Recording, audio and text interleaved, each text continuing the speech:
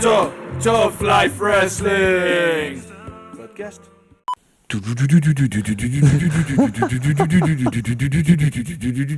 Will. Voilà. Merci. Moi, Voilà. si j'étais un Merci à la régie. personnage, je serais, je pense, Joe Kerry, l'ex-copain de Nancy dans la saison 1. Ah, ok.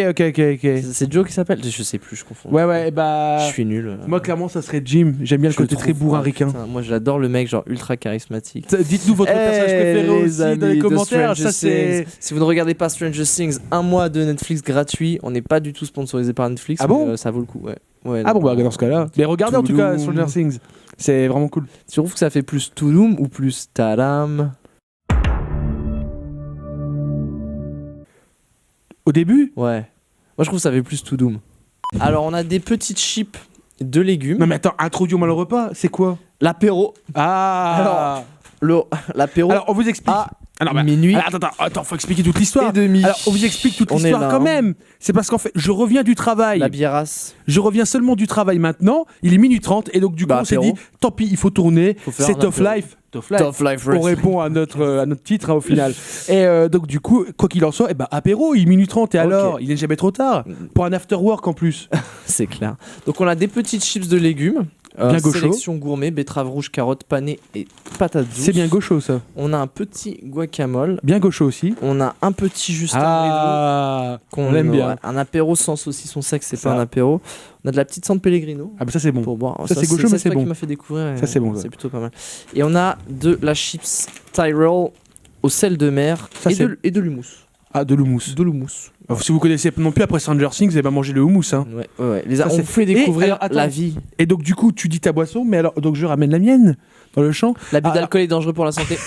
Donc on est donc dans un verre donc de festivalier également, mais il s'agit donc d'une Oak Garden rosée. Et à vrai dire, donc justement, je sais que c'est une bière de femme, c'est une bière de faible, surtout à Lille, dans le Nord, et on aime bien les trucs très forts. Mais à vrai dire, après le travail, j'ai pas envie non plus de me péter la gueule. Donc un petit truc léger. C'est plutôt honnête. C'est plutôt honnête. C'est plutôt honnête, dira-t-on. L'importance Point des MP4. médias dans l'évolution du catch. Ça peut tout couvrir. On peut parler du Média Magazine, tous les médias, vous savez ce que c'est les médias. Média Magazine, médias vidéo, du YouTube, du Internet, du TMZ, Du fan. J'aime bien shooter. du fan avec le téléphone. Ouais, fort Callaway, et je vous préviens, il m'a dit avant de commencer l'émission, il m'a dit, moi tu me connais un peu, il avait une voix comme ça, je suis fidèle à moi-même, je sors du travail, je suis un peu frustré, je vais dégommer du smart. Non, c'est vrai, on va pas se mentir. C'est pas vraiment dit comme ça, mais bon, oui, ça pensait à peu près cette. Enfin voilà quoi. Alors, sur la partie un peu historique, c'est toi qui vas m'aider. La partie historique. Ouais, parce que du coup, Ok. l'importance des médias dans l'évolution du catch, donc comme on l'a dit, on va parler des différents types de médias, on va parler aussi de l'évolution du catch. Ok. Donc l'évolution du catch, ça sous-entend un passé, un présent, un futur. Ok. Comme tu le sais, je Tu ne n'es pas connais historien, rien non, voilà. avant Alors, pour que vous- je commence le catch. Pour vous dire, il a découvert Tchernobyl grâce à la série. Avant, il savait même pas que Tchernobyl c'était un accident nucléaire. Bah, c'est quand même. Non, j'ai dit non. Sois pas dans l'abus non plus. mais- Aussi dur que ça le paraisse. Il ne sait pas si tu es l'air Hulk Hogan. Eh bien non. Parce que c'était avant que je regarde et j'ai Ça, c'est le commencé coup dur, le quand même. catch en 2007. On lui parle Donc de. tout ce qui est avant 2007, c'est assez flou. On lui parle par exemple du Montreal Screwjob. Il ne saura pas le situer où c'est. 1993. Ouf, alors ouais, monsieur, alors je ne sais pas d'où il a sorti ça. mais- C'est vrai ou pas?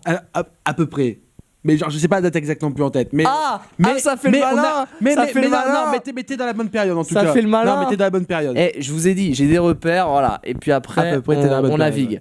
Je vais pas te sortir la date exacte, mais ok. moi je la connais pas non plus. Donc mais sur t'es dans la bonne période, au l'évolution, moins. c'est toi qui vas m'aider. Et voilà, quand on dit évolution, je pense qu'on peut commencer sur la naissance vraiment de la WWE et alors pas la naissance ancienne avec la NWA tout ça, mais vraiment la naissance à partir de Vince McMahon Jr. quand ça a commencé à être diffusé à la télé, ce genre de choses. Donc je pense qu'on est sur Donc on parle donc dans de les reste- années 90. Donc non, un peu avant. Ouais, on va parler donc vraiment, on va dire l'année où est mort vraiment McMahon Senior, c'est WrestleMania 3. Ok. Donc on est en 91. Je pense que je vais dire une horrible connerie dans les commentaires, vous allez m'insurger. Mais je pense qu'on est en 88, voire 87. J'ai à peu près un repère chronologique à peu près comme ça. Pour moi, Ok. je pense que les débuts d'Euro, ça peut être un peu cool comme point de départ. Et de se dire, ok, bah à partir de là, jusque maintenant, comment ça a évolué et comment ça va évoluer dans la suite. L'idée, c'est de faire un petit bilan, voilà, tous ensemble, avec nos connaissances. Vous l'aurez compris, des années 90 jusqu'à 2007, je vais pas pouvoir vous aider beaucoup. Ça va plutôt être Callaway. Puis on va prendre le relais. On peut même déjà parler un peu de ce qui s'est fait un peu dans le passé. Vas-y. On va parler donc des médias en eux-mêmes. Les médias à l'époque, c'est quoi ? C'est la presse, c'est les journaux locaux, c'est de la radio, c'est de la télévision. Qu'est-ce qu'ils retransmettent au final ? Les émissions en fait en pur et dur. Ils retransmettent donc surtout après, on va dire dans les articles un peu plus destinés aux fans, les résultats et quelques anecdotes en soi, mais ça va pas plus loin quoi. Après, on peut même parler de l'émergence du WWE Magazine, qui était même déjà là à l'époque de Hogan, etc. On était donc surtout sur des interviews backstage, ce genre de choses, mais on restait vraiment, on va dire, dans la story. Dans la story, c'est ça. Et dans, on va dire, surtout le respect de la barrière entre le fan et le worker. Tu vois ce que je veux dire ? Ouais, c'est vrai. C'était professionnel et c'était ça... professionnel, mais c'était adressé à les fans. Et il fallait pas que ça aille plus loin qu'au final, on va dire, la porte, on va dire vraiment... Tu vois, on va dire que tu avais le backstage, on avait, on va dire, l'accès au rideau, mais pas à la porte vraiment du vestiaire, tu vois ce que je veux dire ? Ouais. En tout cas, on avait quelques infos croustillantes des fois, mais voilà, ça n'allait pas plus loin et on restait bien vraiment donc un truc très pro, très carré. Je m'en souviens bien dans l'intimité, je du dirais. WWE Magazine parce qu'il a été traduit en français pendant quelques années, j'étais abonné. Pareil. Est-ce que ça existe encore aujourd'hui ? C'est des questions que je me pose, ça. Alors, ça existe, mais pour une version kids, il me semble. Ouais, ça existe plus en version adulte. La version adulte, il me semble pas. Alors dites-moi dans les commentaires si j'ai une horrible connerie. Mais moi, pour avoir été plusieurs fois aux États-Unis, j'ai les mêmes recherchés. C'est ça, ouais. Parce que moi, je sais que je fais ça quand je vais en UK ou aux États-Unis. Je l'ai même recherché et je l'ai pas trouvé. Par contre, ce qu'on trouve toujours, c'est la version kids. Ok. Et pour les fans de catch qui kiffent les magazines, vraiment, donner une petite info croustillante et qui veulent des infos, c'est pas un WWE Magazine, c'est un truc qui s'appelle FSM. C'est Fight Sport Magazine, je crois. Alors par contre, faut être bilingue, hein, ou faut au moins gérer quand même vraiment bien l'anglais. C'est un magazine UK qui est génialissime. Vous pouvez vous abonner. Ils envoient les numéros en France. C'est vraiment pas très très cher. Je crois que c'est 60 pounds à l'année avec l'envoi inclus. Ça fait 80 €. Et c'est un magazine genre adressé aux adultes vraiment, qui est génial. Autre média du coup qui était dispo un petit peu au début. Bah, comme j'ai dit, donc au final, c'était la presse également. Et après, donc les émissions télé en elles-mêmes, comme on les a connues déjà depuis très longtemps. Ok. Hormis ça, justement, on n'avait pas quelque chose qui justement transgressait, on va dire, l'intimité des workers et aller plus loin que ça, quoi. On va dire ça, après, ça arrivé beaucoup plus tard avec, comme tu l'as dit, l'émergence d'Internet qui, donc, justement, a causé un peu plus de dégâts. Et après, on a eu la presse, on va dire, un peu plus intrusive aussi qui commençait à apparaître dans les années 90. La presse scoop, la presse à scandale, quoi, genre de saloperie, quoi. La presse people, ouais. Voilà. The Closer. Voilà. Ce que j'appelle plus communément et familièrement les bouquins de cul. Voilà. Enfin, tu comprends pourquoi peut-être je dis ça, les bouquins de cul, en fait. Parce que c'est les photos de... Non, mais en fait, on se mêle de tout. Quand même. C'est les photos genre des catcheuses à la plage. Non, mais c'est ça, ouais, mais on se mêle de tout et de rien, et tout ça pour faire... Attention, voici le cul de machin qui est en vacances cet été aux Bahamas. Enfin, j'appelle ça le bouquin de cul, quoi. Enfin, et ça a toujours un peu plus ou moins existé. Bah, ça a quand même eu une émergence dans les années 90, au final, un genre de saloperie. Hein. Ok.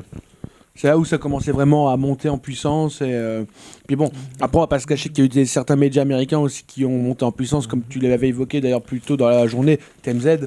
Ouais, TMZ, effectivement. Genre de truc TMZ. Ouais, ça a toujours existé un peu. Ouais, c'est ça. Alors, c'est pas seulement... Mais ça a commencé vraiment à monter, on va dire, il y a quand même une bonne vingtaine d'années, et voilà, quoi.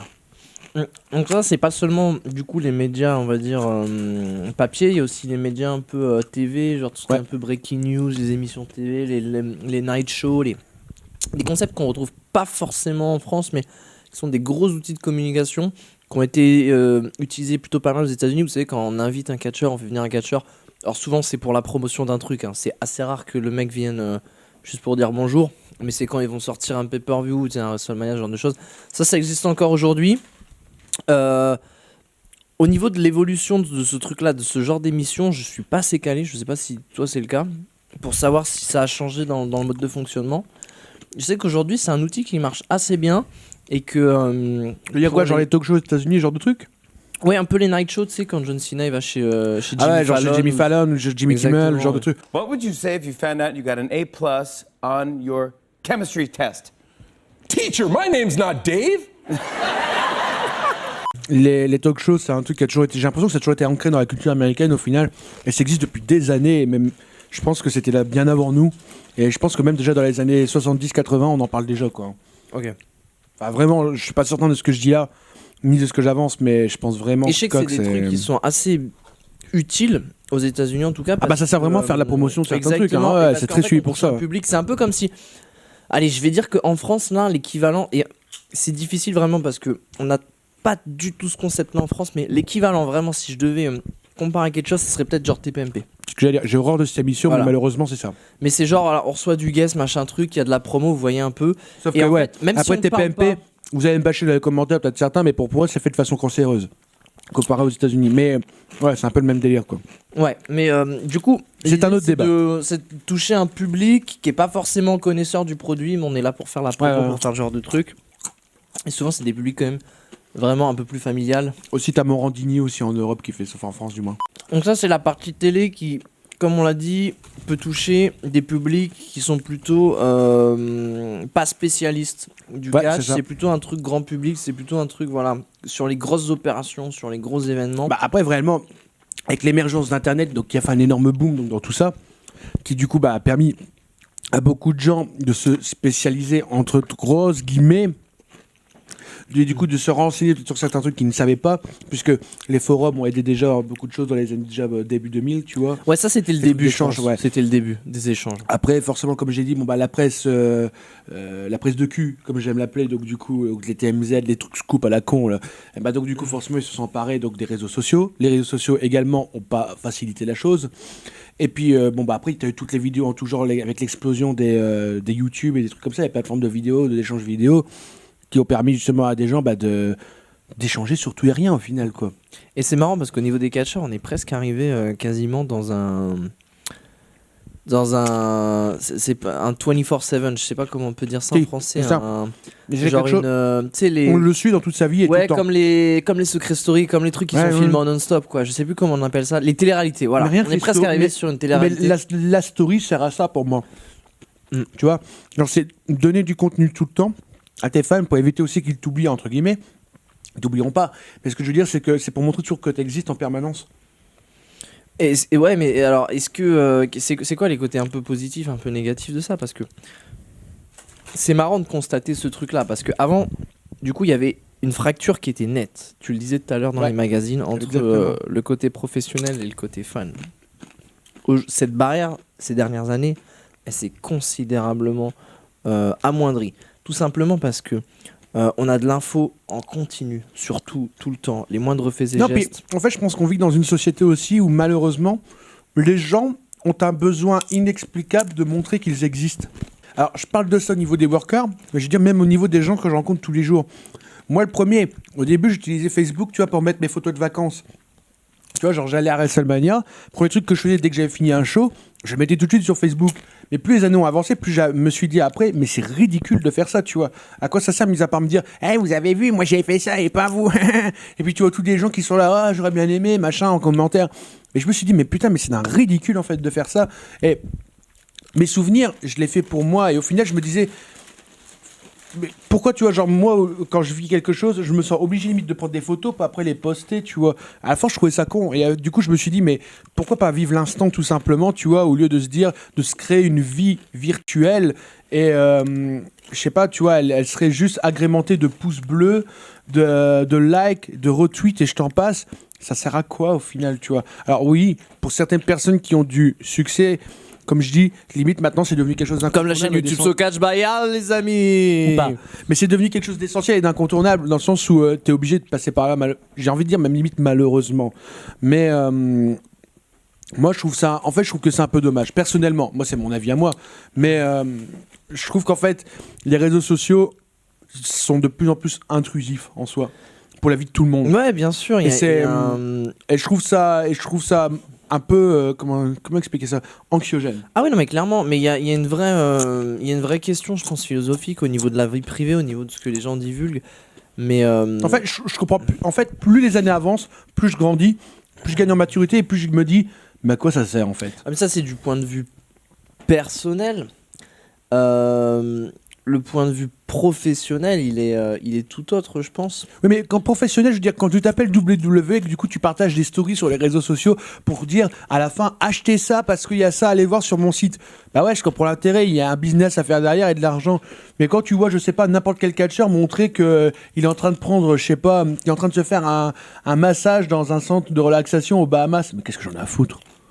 Tu vois ce que je veux dire? Ah, mais il gère son image de catcheur. Ah, il gère son image de catcheur, ouais. Je sais qu'un catcheur, c'est fait pour montrer aussi qu'il a une vie pas comme tout le monde, que machin, il fait rêver, etc. Mais, je sais pas. Je me dis, dans les années 80, tu vois, on n'avait pas forcément ça et ça allait très bien aussi. Bien sûr. Et aujourd'hui, pourquoi on est obligé donc d'en arriver là pour se dire que voilà, on a le sentiment de devoir exister grâce à ça et voilà, de faire sa pub comme ça. Moi, je sais pas. En fait, plus les années avancent, plus je me dis quand même que notre génération elle fait un peu flipper quoi. Enfin, je sais que c'est une phrase de vieux con et que pourtant j'ai que 24 ans pour dire ça. Mais franchement, je trouve que ça fait putain de flipper en fait. Peut-être pas. Je pense que c'est. Non, mais sincèrement, moi, je vais être honnête avec toi. Alors, déjà, je vais prendre un sopalin avant d'être honnête. Hop, donc je prends un sopalin. Ça y est, maintenant je peux être honnête, en toute honnêteté, ce qui est plutôt pas mal. Je pense que c'est comme à chaque fois qu'il y a quelque chose de nouveau, et surtout dans le domaine de la communication, il y a toujours le fait de, ok, on a un nouvel outil, comment est-ce qu'on va s'en servir? Et en fait, ça c'est valable pour tout dans la vie, il y a des gens qui s'en servent correctement, avec parcimonie, avec modestie, ça veut rien dire, mais qui s'en servent voilà, quand il le faut et c'est tout. Il y a des gens qui vont surutiliser le truc. Je pense qu'on l'a tous vu à la naissance de Facebook, je pense qu'on l'a tous fait. Poster toute notre vie ou des trucs de notre vie où j'ai mangé ceci, Je pense qu'à un moment donné, on l'a fait. Ouais. Et parce que je sais pas en fait, c'était dans la mode, c'était dans la tendance, c'était dans le truc. Après, effectivement, quand on y réfléchit à quoi ça sert, qui est-ce que ça intéresse, voilà. T'as soulevé un point aussi qui est très important sur la vie du catcheur, c'est la notion de paraître, la notion d'image de marque. Qu'est-ce que le catcheur va diffuser de lui, qu'est-ce qu'il va laisser montrer aux fans, parce qu'en fait son téléphone c'est un filtre entre la réalité et son image.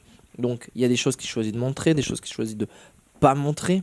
Je pense que ça c'est vraiment important.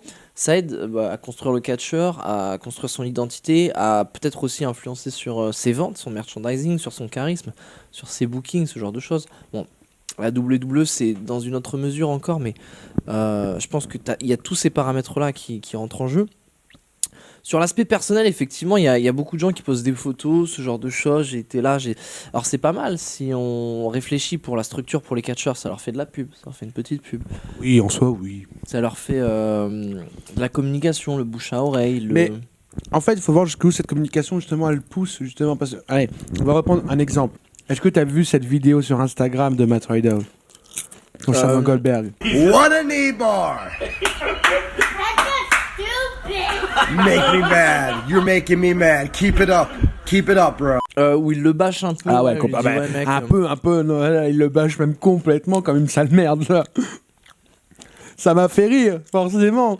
Forcément que ça m'a fait rire, moi, le premier. Mais je me dis, mais putain, mais t'es un ouf de faire ça, quoi. Sur un Instagram, mais t'es un taré. Ouais. Et c'est ça que je me dis, mais jusqu'où on va, quoi. Enfin, au final, c'est ça, quoi. Et là, tu vois, tu t'aperçois que là, il n'y a plus de barrière. Et donc, les réseaux sociaux, justement, en fait, ils t'incluent même maintenant dans le vestiaire. Ouais, bien sûr. Alors, on va où, avec tu vois le catcheur, t'es dans son canapé et tu réagis avec lui. Et en plus, tu réagis même sur des histoires de comment expliquer ça, internes. C'est clair. Entre les catcheurs, on participe avec eux et on est tout le temps avec eux et maintenant on participe même à leur commérage, tu vois ce que je veux dire, quoi.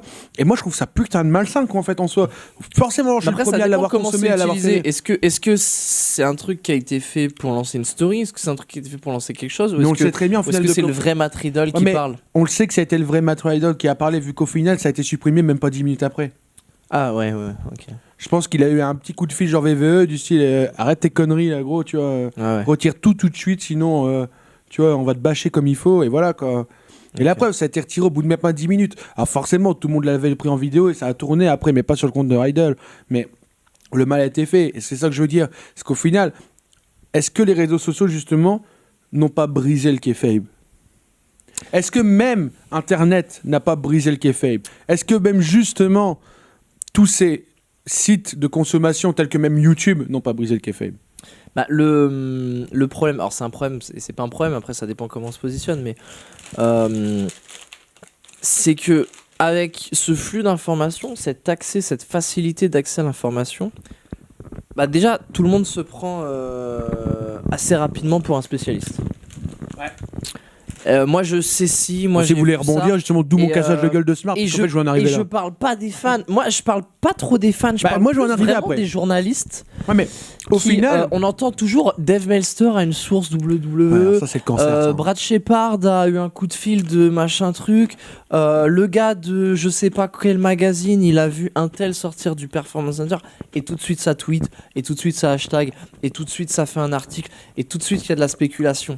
Alors, oui, c'est un petit peu le but du journalisme. Oui, parfois c'est légitime, mais aussi oui, parfois c'est exagéré et ça n'a pas lieu d'être. C'est vrai qu'Internet, dans une plus large mesure, je me demande parfois si ça a pas un petit peu nuit au catch. Tu vois ce que je veux dire ? Moi, Je vis parfaitement. je pense à le moment où c'était un peu le top en France, tu vois, il y a eu, J'allais le dire. il y a eu cette tendance, Je il y a eu pense qu'on cette parle de la vague. même chose. Et tout de suite après, tu sais, il y avait déjà SmackDown à l'époque, c'était pas en live, donc on pouvait déjà avoir les résultats des shows, parce que les shows étaient tournés le mardi mais diffusés le vendredi Exact, ou un exact. truc comme ça, donc on pouvait déjà avoir les résultats des shows alors que c'était même pas encore diffusé, donc ça déjà ça tue un peu le truc. Après, je sais pas, mais je te dis des bêtises, un tel catcheur se faisait arrêter pour conduite en état d'ivresse. On Bon, a eu plusieurs fois un coup avec Jeff Hardy ou même des Matt ouais, Hardy. c'est ça, on avait de la notamment. breaking news, on avait du machin, et finalement, tu te dis, ah putain, c'est le catcheur, mais c'est aussi l'être humain, mais ok, je sais ça, mais je peux anticiper que son match. Et ouais, tu vois, et ça enlève du truc, quoi. Ouais, carrément. Ça enlève Et, du truc. allez, revenons même plus près de nos contrées lointaines transatlantiques. On va même revenir en France. On va dire gros boom du catch en France ces dernières années. Tu es au courant de quelle année c'est ? 2008, 2009, 2010. Boum, on vit vraiment l'explosion avec la TNT, etc., etc. Ce qui a aussi buté le catch.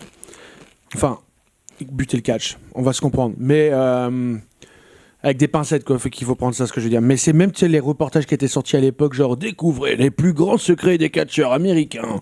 En fait, c'est un reportage américain traduit en français et présenté par Magloire en première partie. D'accord. Et en gros, l'émission par contre américaine, donc qui était traduite en français, c'était genre vous vous êtes toujours demandé comment on fait un coup de pied, bah c'est de cette façon. Vous êtes toujours demandé comment on fait un punch, bah c'est comme ça. Vous êtes toujours demandé comment on fait une descente du coude, bah c'est comme ça. Et il te montre absolument tout. Mais tu moi, vois. déjà, la question que je me pose, c'est faire un coup de pied, c'est faire un coup de pied. Il n'y a pas Non, une mais façon de faire voilà. un coup de pied. Mais en tout cas, tu vois le genre d'émission cancéreuse, tu vois, auquel on avait droit. Ouais, c'est un peu. Alors, on a un peu la même chose aujourd'hui avec les vidéos YouTube ou les articles où les mecs qui se disent inside le truc, Voilà, ouais. qui se disent je vais te révéler le plus grand secret du catch. Mais en fait, non, parce que le mec il connaît pas du tout le truc. C'est pour ça que je dis que même certains médias, après, ils ont même facilité l'ouverture à certains fans de croire qu'ils savaient plus de choses, alors que pas du tout. Et pour moi, justement, l'émergence, on va dire, de ce qu'on avait déjà abordé dans un précédent épisode des smart, ça va aussi avec l'émergence justement des réseaux, tu vois. C'est genre, les mecs, à force de consommer, du coup, tous les derniers VVE 24, de consommer, je sais pas, 3 reportages sur un truc indie, genre avec Vice, tu vois ce que je veux dire, et 5 articles de Dave Meltzer, et je ne sais pas encore quelle connerie, se croient experts, et du coup, se permettent de se dire après par la suite, ouais, je peux juger, je peux faire ceci, je peux faire cela, et ça, c'est de la merde, et ça, c'est bien, et ça, oui, et ça, non. Mais pas du tout. Enfin, au final, ce que je veux dire, c'est que c'est pas parce que tu as consommé 3 articles de merde qu'au final tu peux prétendre quoi que ce soit et te dire de te remettre en question même un booking complet d'un show en disant ça c'était bien, ça ne l'était pas, dans le but où justement tu sais pas ce qu'on veut faire par la suite, tu sais pas les storylines, tu sais pas pourquoi, enfin voilà, t'es pas dedans, t'es pas dans les vestiaires, donc au final comment tu veux juger quelque chose si tu sais pas ce qu'on a voulu faire déjà de base et ce qu'on veut faire plus tard avec peut-être ce qu'on construit en ce moment, tu vois, c'est ça que je veux dire. Et ça, je trouve que tous les nouveaux médias ont participé à ce nouvel élan, tu vois, de nouvelle génération qui se croit experts, qui ne l'est pas du tout, quoi, au final. Bah déjà, même au sein des médias, je pense qu'il y a beaucoup de gens qui parlaient de catch, qui n'étaient pas forcément Mais ça, hyper c'est sûr. calés, hyper Ça, renseignés sur le Ça, sujet. c'est vraiment sûr. Justement, voir quotidien ce que tu disais. Ouais, voilà, c'est ça. Et ça participe un peu au truc de dire, voilà, l'interlocuteur, il va te donner de l'information, mais faut toujours se demander. Moi, en tout cas, personnellement, c'est ce que j'essaye de faire, mais dans le catch comme dans la vie, quand vous avez de l'information comme ça, ou plusieurs sources d'informations, essayez de vous renseigner, de vous dire, est-ce que ça me paraît crédible, est-ce que ça me paraît cohérent, d'avoir en fait un petit peu un sens critique, de développer le truc. Ouais, c'est ça, quoi. Je pense que c'est Ne ce pas juste consommer au premier degré ce qu'on me donne sur un plateau d'argent en disant ah ok, tu vois, et maintenant j'ai répété bêtement. Et je pense que la grosse maladie aujourd'hui du journalisme, de l'information, du média et d'internet aussi, c'est il y a une question de rentabilité. C'est-à-dire que clairement, dès que Et de consommation de masse. voilà, exactement. Dès que quelqu'un va cliquer sur un lien, ça va faire de l'argent. Et l'information de qualité, c'est pas forcément l'information qui fait la plus cliquer. Enfin, vous le savez, je vous apprends rien, les amis. Vous connaissez les vidéos YouTube, enfin voilà quoi, vous savez de quoi je parle. Et Vous savez qu'on fait pas non plus que sur cette chaîne le pire WrestleMania du monde entier, le top 5 et 10 et 36 et enfin. bah, c'est un peu l'idée, voilà. Moi, l'idée, bah, par exemple, voilà, Top Life Wrestling Podcast. Pour Voilà, moi, bon, c'est clairement. une discussion ouverte. Allez, on va vraiment mettre les choses à plat avec Tough Life Wrestling Podcast. Par exemple, c'est né peut-être sur un concept un jour quand on était en vacances. Bah, en fait, je pense que l'information qu'on donne, elle est travaillée. Bah quand même, enfin un minimum, je Et pense. même si elle n'est pas travaillée, je pense que elle a de. Non mais. Bah, elle l'est, mon Dieu. Enfin, oui, elle est travaillée, mais moi, j'ai pas le. J'ai pas le sentiment non plus. J'ai pas le sentiment d'avoir la vérité. Non, j'ai pas le pense sentiment. que toi non Ouais, plus. moi non plus, vraiment Mais pas. on est plus dans une démarche de discussion Ouais. et de vous amener à réfléchir, à se positionner, qu'on soit d'accord ou pas. On est très souvent d'ailleurs pas d'accord. Ouais, Nous c'est ça, deux, déjà. c'est ça qui est déjà drôle déjà dans l'histoire. Dans les vidéos. Et ça fait dire, voilà, on n'est pas d'accord sur ce sujet-là, mais on peut quand même en parler, on peut quand même en réfléchir. Et bah, très souvent, tu vois, ça fait avancer mon point de vue. Je pense Ouais, que c'est je ça. fais avancer ton point Ouais, de vue pareil. sur les trucs. Et que, voilà, on se dit, ah ouais, ce qu'ils disent, c'est pas bête. Effectivement, son ressenti, son expérience, il est de telle façon. Ses connaissances sont de telle façon. Et du coup, bah, ça va façonner un peu mon idée de pensée. Et moi, vraiment, l'idée de Top Life Wrestling Podcast, c'est pour ça aussi que je vous invite beaucoup à réagir en commentaire. C'est parce que j'ai envie d'échanger avec vous. Forcément, c'est un peu plus dur parce que vous regardez la vidéo. Mais voilà, le commentaire, d'avoir vos retours. Et moi, le plus je peux donner, le plus je suis content. Je sais que toi, c'est pareil. Mais des fois, par contre, il y a des commentaires quand même qu'on comprend pas. Oh, c'est bon, joke, c'est bon, c'est bon. Eh, vous offusquez pas, je voyais déjà. Oh, c'est bon, oh, calm down, ok. Non, mais voilà. Et du coup, voilà, ça revient sur dire. Moi, je suis un média en tant que So Catch by Al. L'information que je vous donne, la prenez pas pour acquise. Prenez-la comme mon point de vue et réfléchissez autour de ça. Dites-vous qu'est-ce que ça vaut. Est-ce que je peux accorder de la fiabilité, de la crédibilité. Et faites-vous toujours votre propre avis. Je pense que c'est vraiment le plus important, quoi. le truc, vraiment le plus On n'a pas important, abordé aussi un média tout à l'heure dans ce que je disais les plus modernes, même après Internet qui a émergé. quoi. Alors, il y en a après. un, je pense qu'on peut, la radio, je sais pas si... Si je l'avais parlé, mais bon, au final, voilà quoi. Je Pas connais grand-chose à dire. sincèrement, même aux US et tout, je connais Même très le monde de peu la radio, trucs mais en- qu'est-ce qu'on s'en fout maintenant enfin, en bon. radio. Il y a un média dont on n'a pas parlé tout à l'heure et qui arrivait, enfin, avec Internet, mais bien après la naissance d'Internet, c'est du coup les networks. Ouais. Mais qui les networks donc offrent, ok, des VOD, ok, ce genre de choses, mais qui offrent aussi donc Est-ce du que coup, tu du veux contenu. des petites tranches de saucisson? Je veux bien. Eh ben allez, c'est parti. Mais qui offrent aussi des reportages style WWE24 où, ok, on rentre peut-être un peu plus dans les intimités, tu vois, des mecs, mais je trouve que c'est toujours dans le respect, tu vois. Oui, et puis les WWE24, et de toute façon, les documentaires WWE, gardez bien en tête que c'est des tours de magie. Ah oui, vraiment. C'est-à-dire que la WWE ne vous montre que ce qu'elle veut vous montrer. Elle vous fait croire uniquement ce qu'elle veut vous faire Et croire. encore, Et très souvent, on est dans le monde des bisounours. Les WWE24, ils ont donné beaucoup d'infos déjà, parce que même les premiers, le tout premier WWE24, je crois. Non, vas-y, prends ce que tu veux. Et ouais, donc WWE24, le premier c'était sur WrestleMania 30, et déjà on est beaucoup backstage. Et ça montre comment ils font les entrées, ça montre comment le stage a été monté. This is the spectacle that you don't see. Nothing else matters but that moment, that WrestleMania moment. Here we go. Des trucs vraiment qui avaient pas trop pour habitude de sortir. Parce que Vraiment pas, non. la WWE, c'est quand même une grosse machine assez opaque Le seul truc, parce sur que. le fonctionnement alors, interne. Ouais, alors moi, j'adore regarder les trucs de fonctionnement interne. Je parle de VVE, mais je parle aussi. Ouais, non, mais toutes les fêtes. Enfin, moi, je sais, voilà. Moi, je suis j'ai été fan de ce genre de trucs, dans mais vraiment. Le fonctionnement de la lucha underground Ouais. sur la saison 3 ou 4, non 4, la dernière Ouais. c'est la 4. Enfin, j'ai été impliqué sur la 1, mais j'ai eu la chance d'aller physiquement sur place que pour la 4. C'est incroyable, quoi. C'est incroyable. L'organisation, la logistique, la gestion des talents. Vous allez me prendre pour un le taré. décor, enfin, c'est des trucs vraiment. Tu veux Même monter le ring, quoi. Tu veux une c'est anecdote de incroyable. merde? En fait, moi, je sais que c'est ça qui m'aide dans mon travail. Ouais. Et que du coup, c'est pour ça que je m'inspire. Tu vois, je me dis, une entreprise comme la WWE qui fait ça, qui médiatise ça, pour moi, en fait, c'est de l'or en barre. C'est vraiment c'est de l'info. Clairement. Parce que ça me permet justement de mettre à jour mes connaissances et peut-être de trouver des nouveaux moyens de fonctionner, de travailler, quoi. Tu veux une anecdote sur moi? Ouais, vas-y, dis. Quand j'étais petit, en fait, j'ai toujours été putain de passionné par ce genre de truc. Genre le fonctionnement interne, justement, des fédés, comment ça marche. Enfin, tout au final. Comment on organise tout de A à Z. Et j'en étais même à un point où, genre, par exemple, tu vois, genre, le premier WrestleMania que j'ai fait en live, c'était WrestleMania 28 à l'époque. Et tu sais pas, en fait, ce que j'ai fait. Alors, tu me prends pour un taré. Hein.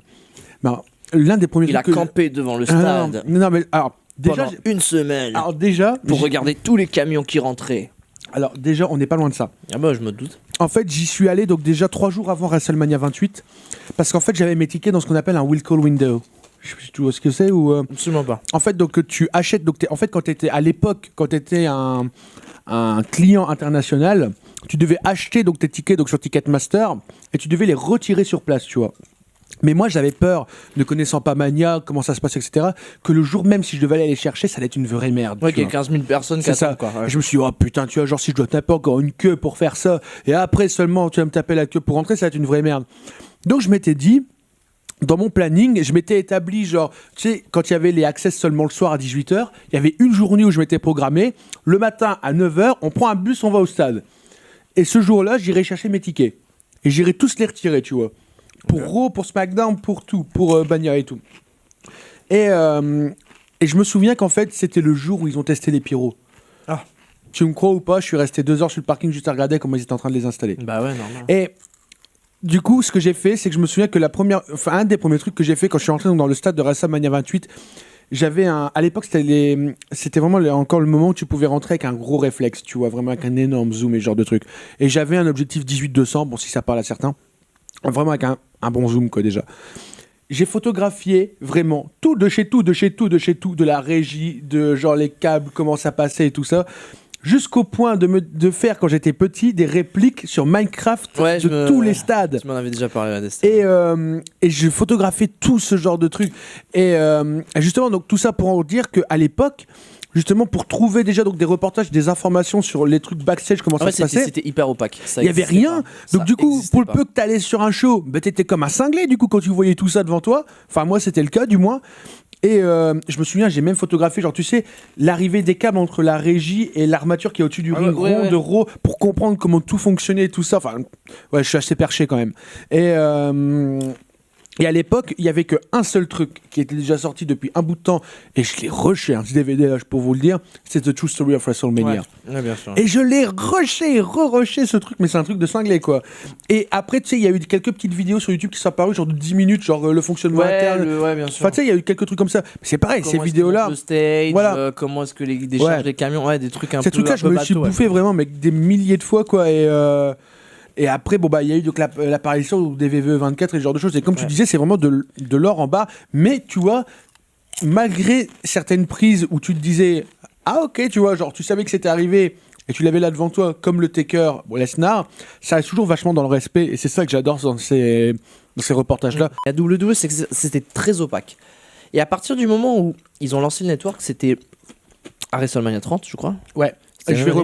reprendre, si tu me permets, juste à l'instant, une réplique que DJI m'avait dit à l'époque. Quand ils ont également ouvert leur network. Alors, DJI, c'est le Voilà. chairman de la CZW. Voilà. Il m'a- Godfest US Indie. Voilà. Et donc il m'avait dit, if you want to do a network, this is simple. Content, content, content, content. C'est exactement ce que j'allais dire. C'est-à-dire que pour donner de l'intérêt aux gens d'être sur votre network, faut leur donner du contenu. Mais pas que du contenu, on va dire. Il faut de classique. tout. Il faut du contenu qu'ils peuvent pas trouver ailleurs. Et Ouais. comment tu fais ça? Bah, tu commences à dire tes méthodes de fonctionnement. Parce que au bout d'un C'est moment, ça. Donc, et on vous le va voyez hein, sur le network, du reportage sur les catcheurs. VV24, Table for Three, Exactement. Ride Along, Exactement. WWE Camp. Exactement. Et j'en passe, c'est des meilleurs, tu vois. J'ai pas tout en tête, tu vois, mais The Hedge and Christian Show. Enfin, il y en a plein de trucs, tu vois. Et si tu veux, ta vie, tu peux la passer sur le network. Ta vie, tu peux la passer à regarder que du VVE si t'en as envie. Et quand tu regardes, c'est très très bien foutu leur emploi du temps parce que c'est. Et lundi, il y a ça, et après, il y a ça. Et le mardi, il y a ça. Et mercredi, n'oublie pas aussi. Hein. Et puis le jeudi, bon, il y a une émission spéciale sur le network. Et puis le vendredi, il y a un truc spécial. Et puis le samedi, il y a le pré-show de ce truc-là. Et dimanche, il y a c'est clair. pay-per-view. Et lundi, C'est on clair. recommence, tu vois. Non, c'est clair. Et c'est pas con du tout, tu vois. Et c'est vraiment incroyable parce que je pense que même en tant que fan de catch, ça a changé notre consommation. Et que du coup, on est peut-être un petit peu moins intéressé par les shows. En tout cas, c'est mon cas, moi, Que perso. plus que par ce qu'il y a autour, de se dire ah j'ai vu ci, j'ai vu ça, je connais lui, je sais que lui quand il sort des backstage il fait ci, il fait ça. Et on se sent plus dedans, on se sent plus dans le milieu, on se sent plus proche des catcheurs, on se sent plus proche de tout en fait, beaucoup plus impliqué. Et à un tel point que c'est vrai, la WWE, je pense que même ça a mis une distance avec les shows. Parce que les Ouais. fans ont évolué. Et c'est vrai qu'Internet avait permis la naissance des smarts. Mais je pense que plus on avance dans le temps et plus les fans en fait se différencient parce que c'est à part je pense la famille et les gens qui regardent le catch on va Ouais, dire qui eux sont un toujours petit là peu vraiment plus- que pour le Raw et SmackDown. Enfin, Ouais. le truc weekly, quoi. Mais c'est occasionnel. C'est genre ils vont pas aller à tous les live events d'Euro, ils vont pas aller à tous les events. C'est genre ils zappent à la télé, il y a du catch, bon bah c'est cool, on va regarder ça.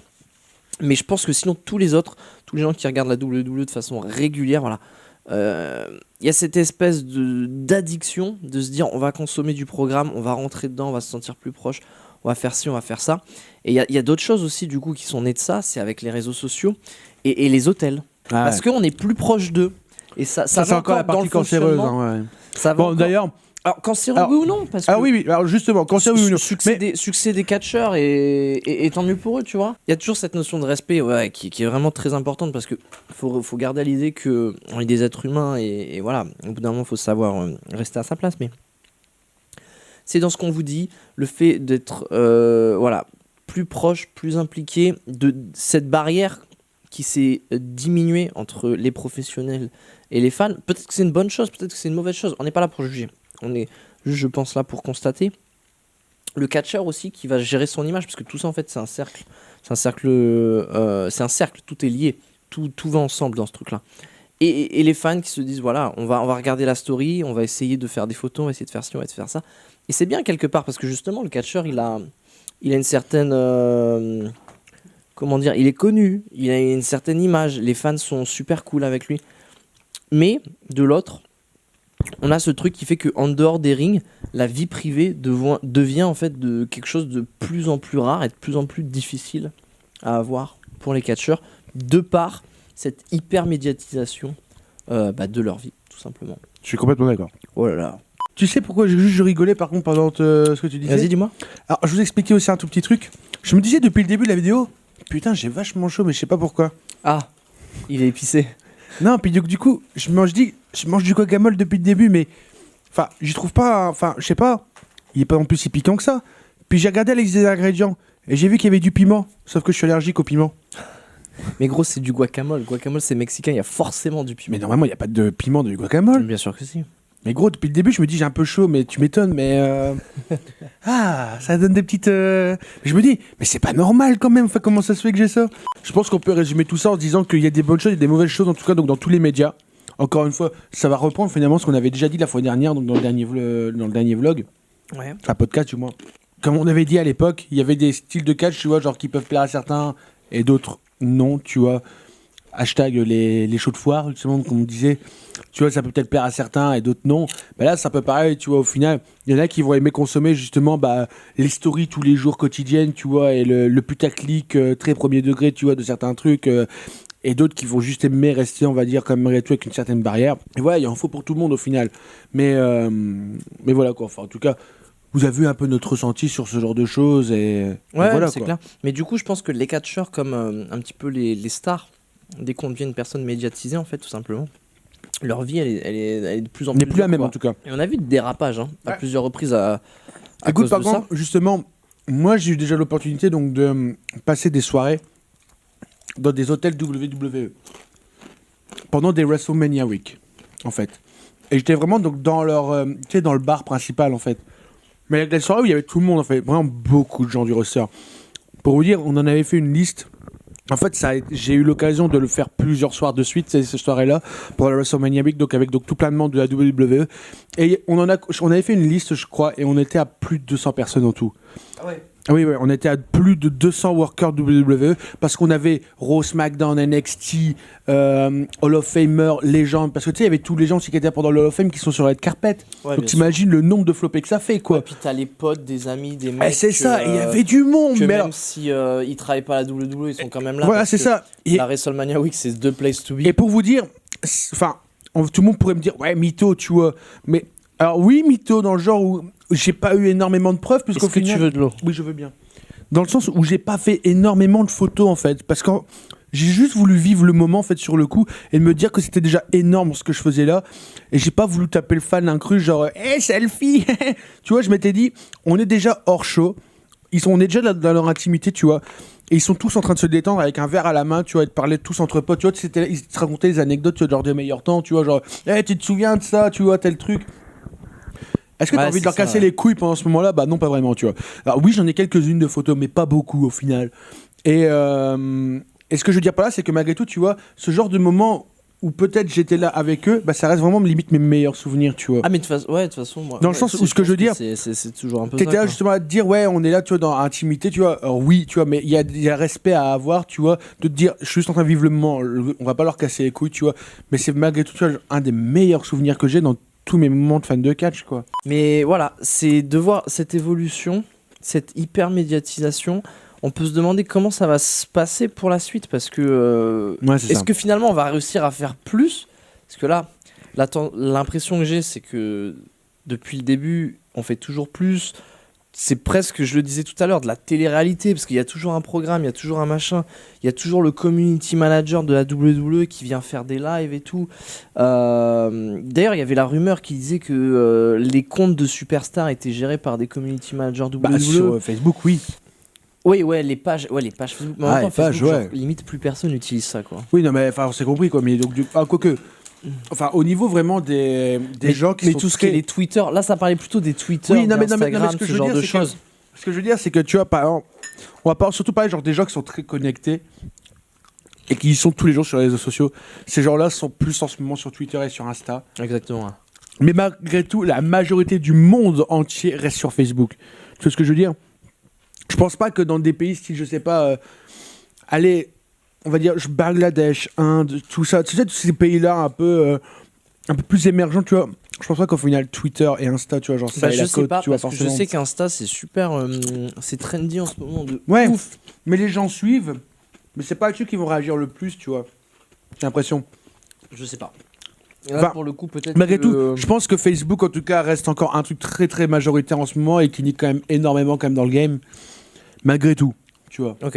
Non, Je pense qu'il y a une tendance forcément qui commence à s'inverser, mais ça reste quand même un des plus parce que gros. quand on voit les ça reste le Twitter pesant d'or, aussi, quoi. le poids de Twitter, parce qu'en France, c'est vrai. Oui, en je suis d'accord, France, ouais. En France, je suis d'accord avec toi. C'est pas encore ce Facebook qui est reste plus. ultra majoritaire. Bah, c'est quand même, hein, ouais.